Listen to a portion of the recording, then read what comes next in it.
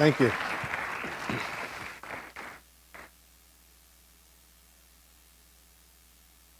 I know we've been having some fun with this thing here. Let's see if we can get it moving. Oh, there we go. Hello, everybody. This is probably all of you. It was definitely me. And I would imagine that this is probably most of us at some point in time. We recognize that as our classroom. We recognize that as a student in a chair in the desk in the classroom. But have you ever thought about how we got to that point? How our educational system has been created? It started with the Committee of 10 in 1892. And they were tasked with trying to figure out how to create an educational system that's going to work for everybody. And they had three groups that they could look at the time: the jail, the factory, and the church. Those were the three organizations at the time that they had available to them to sort of pick and choose some of these different elements. So let's go through those. Let's look at the jail. The jail is where we get our procedures from. It's where we get our discipline from. It's how we tell the kids to move in certain areas. And it's how we make sure that they comply. It's the compliance portion of education. There's also some other things we get from the jail. Yard time. We call that, I believe, recess. And of course, the most important one we can't forget about is the yearbook. So we get a lot of this from the jail. The next one is the factory, and that's what we were aiming for, because in 1892, that's where we were going. When we left school, we were going to get a job in the factory. So that's what we were really hoping to prepare our kids for. And that's where we get standardized. We wanted everything to be standardized. All the kids were coming out with the exact same concepts, the exact same lessons, and we are very standardized. It was the idea of an assembly line model. And we are still to that to this day, where we want them to be able to come out and be prepared for that assembly line type of construct. And then we have the church. And that's where we get our instructional practices, the lecture. You stand up, I am here, you are there. I am the keeper of the information. I hold the information here, and I only give you what I feel you deserve to know at this point in time. Sounds like a lecture, right? That's where we get it. We get it from the church. And really, these things haven't changed much, have they? We could see that these classrooms still look the same. In that very first picture that I showed you, where we all probably recognize that, that's where it came from. But here's the problem. The problem is, in the past just 10 years or so, okay, think about it this way. Seniors in high school, when they were in elementary school, this is how much has changed. These are just a few.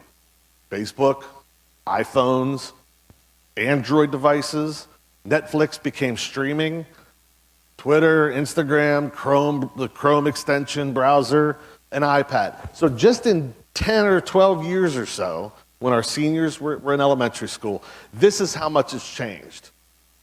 And yet, we're still teaching like it's 1892. We're still teaching like the jail and the factory and the church. And that's why I'm here to tell you, ladies and gentlemen, it is time for an educational revolution. We need to make change. We're teaching an industrial revolution style in the age of cyber and digital.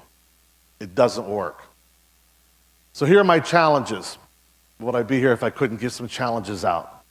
We need to challenge our educational system just to even start making some changes. Let's just touch them.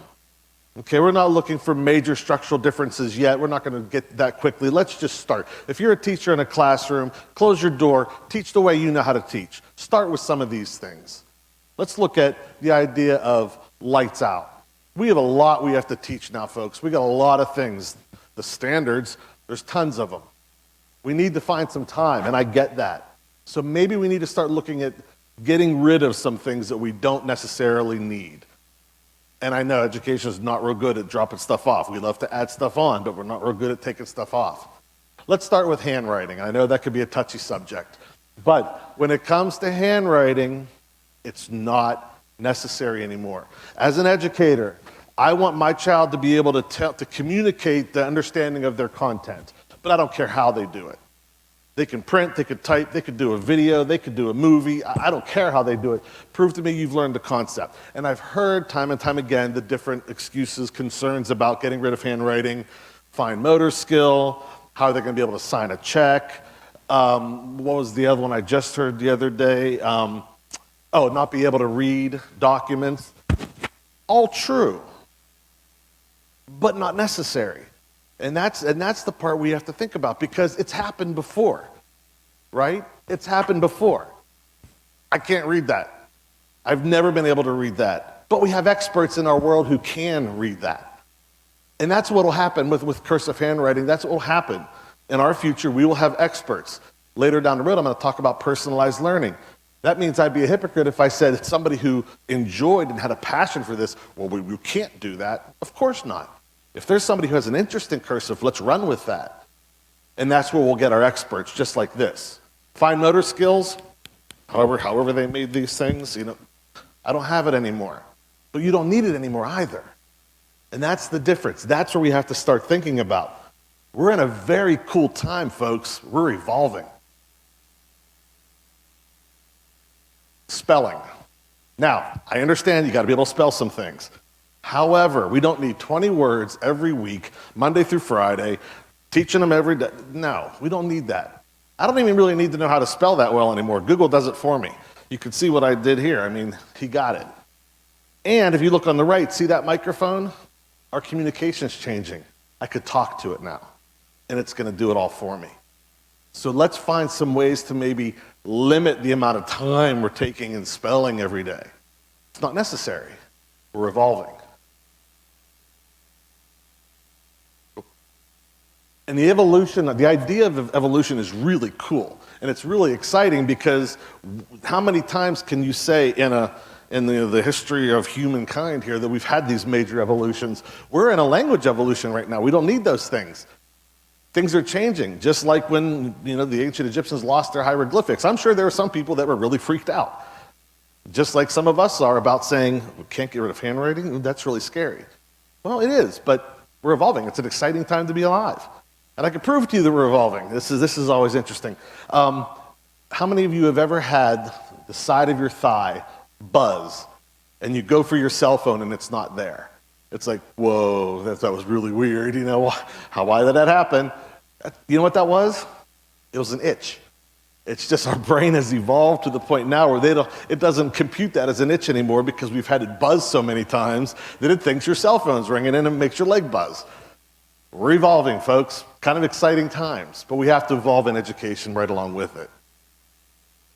Avoid the wash, rinse, dry, repeat cycle, and I'm sure many of you have dealt with this, and it drives me crazy. Your classroom, especially in grade school, you walk in, do a worksheet bell ringer. After the worksheet bell ringer, you do a content activity, which usually is another worksheet. Then from there, you go and you do another worksheet to prove that you learned the first worksheet. Then you go from there and you get some homework for the next day. You go home, you do that worksheet. You come back, wash, rinse, dry, repeat. Tuesday, Wednesday, and you get the idea. It keeps going on and on and on. First of all, I'm fairly anti the idea of worksheets when we've got so many wonderful things out there, resources out there on the internet and things like that we can use. But we have to break this wash, rinse, dry, repeat cycle. Think to yourself right now, one of the most exciting times you may have had in elementary or middle school. Mine was 5th grade. It was a simulation day. We were doing colonial times. We all had to dress like colonial kids. They treated us like colonial kids. It was a very interesting, fun day. I'm sure all of us have some memory of school that was cool like that. But how many of you have ever thought about and went, man, that was a good worksheet? I mean, wow, the space they gave me to do my work, that was a serious worksheet. I don't remember any of my worksheets, folks. We got to make school a little more entertaining, a little more memorable in order to really keep up with the technology and the exciting things these kids are dealing with each and every day. And to put that in mind, let's get rid of textbooks. Now, there's several different avenues here.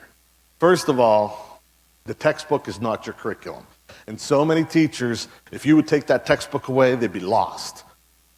And if you said, well, let's do chapter 3, and they would go, well, I didn't do chapter 2 yet. Well, that's okay. No, got to go 1, 2, 3.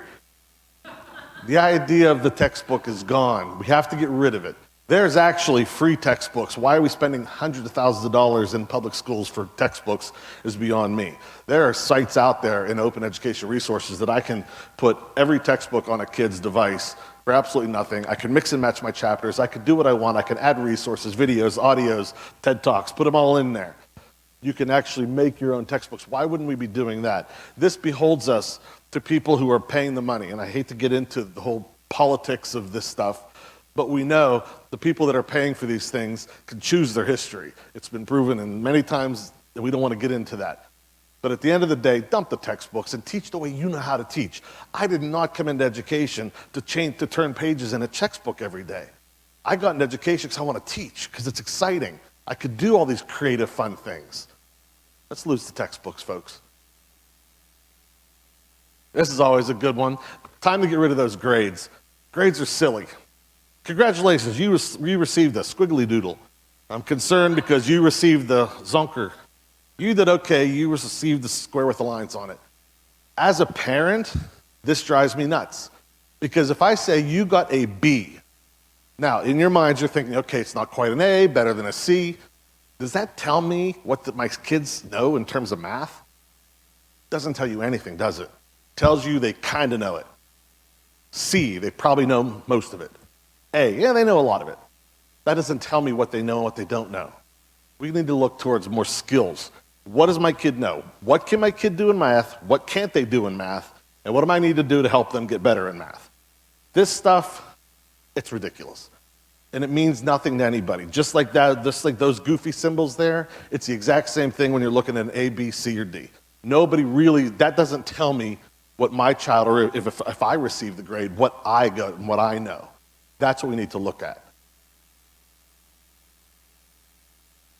We need to look at personalized learning. With the technology that we have today, every child should be able to be met exactly where they are and move them where they need to go on an individual basis.